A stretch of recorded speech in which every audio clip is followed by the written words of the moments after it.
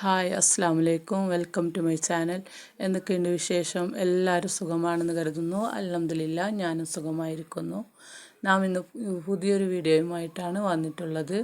കുരുമുളക് പറിക്കുന്നതും കുരുമുളകിൻ്റെ സംസ്കരണവും അപ്പോൾ അത് എങ്ങനെയൊക്കെയാണെന്ന് നോക്കാനാണ് കേട്ടോ.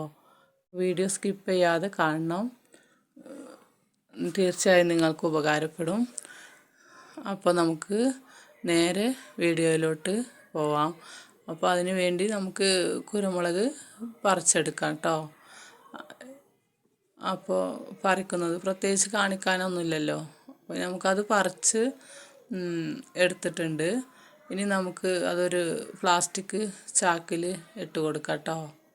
ഇതുപോലെ ഞാനിങ്ങനെയാണ് അത് ക്ലീൻ ചെയ്യാറ്. അപ്പോൾ നമ്മളിങ്ങനെ ഒരു ചാക്കിൽ ഇട്ടിട്ട്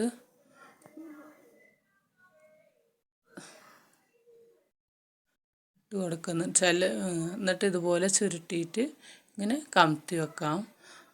എന്നിട്ട് അതിൻ്റെ മേലെ കയറി നിന്ന് ഇതുപോലെ ചവിട്ടി കൊടുക്കാം കേട്ടോ. ഒരു 2 മിനിറ്റ് 3 മിനിറ്റ് നേരം ചവിട്ടിയാൽ മതി. അപ്പോൾ ഒരുവിധമൊക്കെ അത് വൃത്തിയാകും. ആ തണ്ടിൽ നിന്ന് വേറിട്ട് കുരുമുളക് തനിച്ചാവും കേട്ടോ. ചിലർ പിന്നെ ഇത് ചാക്കിൽ ഇത് പരത്തിയിട്ടിട്ട് അതിൻ്റെ മേലെ കയറി നിന്നൊക്കെ ചവിട്ടും. ഇപ്പോൾ ഞാൻ മിക്കവാറും ഇങ്ങനെ തന്നെയാണ് ചെയ്യാറ്. അപ്പോൾ നമുക്കതിൻ്റെ മണിയൊന്നും അത് അവിടെ ഇവിടെയും തെറിക്കുകയോ പുറത്ത് പോവുകയോ ഒന്നും ചെയ്യില്ല. നീറ്റായിട്ട് ആ ചാക്കിൻ്റെ ഉള്ളിൽ തന്നെ ഉണ്ടാവും. എന്നിട്ട് സേഫായിട്ട് ഇതുപോലെ മുറത്തിലോ അല്ലെങ്കിൽ എവിടെയെങ്കിലും സൈഡിൽ കൊട്ടിയിട്ട് ഇതുപോലെ നമുക്കതിൽ നിന്ന് ആ തണ്ടൊക്കെ വാരിയെടുക്കാം. ഇങ്ങനെ ഉതിർത്തിയെടുത്താൽ മതി. എന്നിട്ട് ഇത് വീണ്ടും ഒരു പ്രാവശ്യം കൂടി ചവിട്ടണം കേട്ടോ.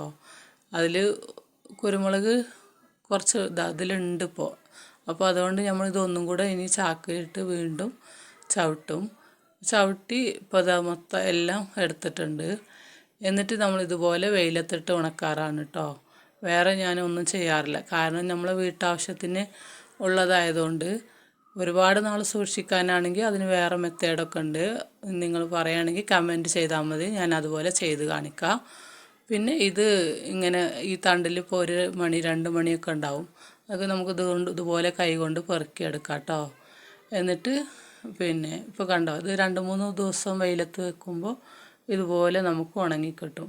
പിന്നെ അത് വെയിലത്ത് ഉണക്കാനിടുമ്പോഴും നമ്മൾ ഒന്നിച്ച് ഒരേ ദിവസം ഇടണം കേട്ടോ. 2 ദിവസമായിട്ട് നമ്മളിപ്പോൾ കുറച്ച് ഉണക്കാട്ട് അതിൻ്റെ മേലെ പിറ്റേ ദിവസം കുറച്ച് പച്ച കൊണ്ടുപോയിട്ടിട്ടുണ്ടെങ്കിൽ നമുക്ക് ഒരുപോലെ അത് ഉണങ്ങി കിട്ടില്ല. അപ്പോൾ ചിലത് ഉണങ്ങും ചിലത് ഉണങ്ങില്ല. പിന്നെ അത് ഇടയിൽ പൂപ്പലൊക്കെ വരാൻ ചാൻസ് ഉണ്ട്. ഇതിപ്പോൾ ഒന്നിച്ചിട്ട് നമ്മൾ ഉണക്കുകയാണെങ്കിൽ നമുക്ക് ഒരേ ടൈമിലത് എല്ലാം ഉണങ്ങി കിട്ടും. നല്ല വെയിലൊക്കെ ഉണ്ടെങ്കിൽ 2-3 ദിവസത്തിൽ തന്നെ അത് നല്ല ഉണങ്ങും കേട്ടോ. പിന്നെ നമുക്ക് 1 വർഷം വരെ ഒന്നും ആകില്ല. അടുത്ത സീസൺ ആവുന്നവരെ നമ്മളെ വീട്ടിലത്തെ ആവശ്യത്തിനൊക്കെ നന്നായി യൂസ് ചെയ്യാം. പിന്നെ ഈ പൊടി കണ്ടില്ലേ, ഈ പൊടി നമ്മുടെ ഇവിടെയൊക്കെ ഇങ്ങനെ ചോദിച്ചു വരും കേട്ടോ, കുരുമുളകിൻ്റെ പൊടി ഉണ്ടോയെന്ന്. എന്താ ചെയ്യണമെന്ന് അറിയില്ല. എനിക്ക് തോന്നുന്നു ഇപ്പോൾ കടയിൽ നിന്നൊക്കെ നമ്മൾ പാക്കറ്റ് കുരുമുളക് പൊടി വാങ്ങുകയാണെങ്കിൽ അത് അത്ര എരിവൊന്നും ഉണ്ടാവില്ല. എനിക്ക് തോന്നുന്നു ഈ പൊടിയൊക്കെ മിക്സ് ചെയ്തിട്ട് അവർ പൊടിച്ചിട്ട് പാക്ക് ചെയ്യുന്നുണ്ടോയെന്ന്.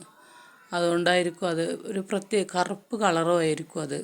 പക്ഷെ നല്ല കുരുമുളകാണെങ്കിൽ അത്ര കറുപ്പ് കളറ് വരില്ല.